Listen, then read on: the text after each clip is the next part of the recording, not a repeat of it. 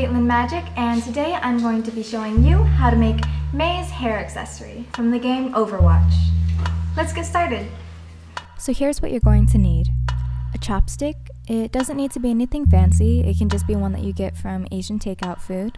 Thin crafting foam, 6mm crafting foam, hot glue or super glue, beads and string or a cheap beaded bracelet, a small ball, silver paint or spray paint, and light blue paint. First, you're going to grab your chopstick and you're going to get some thin crafting foam and cut out a rectangle to wrap around your chopstick. Cut it where the ends meet. After it's cut out, we're going to glue it to the top part of the chopstick. You can use hot glue or super glue, but I'm just using contact cement here. Then we're going to heat gun it and move on to the thicker circle part of the hairpin.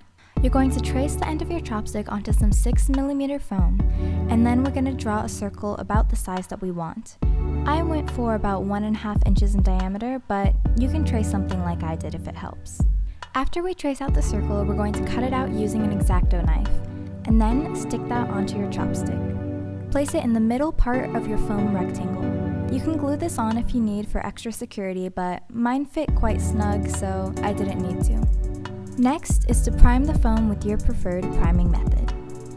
For the bead string, I actually just bought a cheap pearl bracelet and used the string and pearls from that for this hairpiece. Cut a slit into the thickest part of the foam circle and glue the string into that slit. Now that that's all finished, we're going to spray paint it all, including the chopstick, which I accidentally spray painted way earlier on. We'll put that aside for now. Next, we make the ball part on the end of the hairpiece. The best and easiest way to do this is to try to find some sort of bouncy ball or small ball around the right size in a craft store. I only found a styrofoam ball in the right size, so I'm going to be covering it in some red molding clay. But I would recommend finding something else that you could just spray paint. It works a lot better. Now for the snowflake accessory. My little cosplay hack that I do a lot is I find an image of what I want to make and trace it out at the size I want it to be. You could also print it, but I find this easier.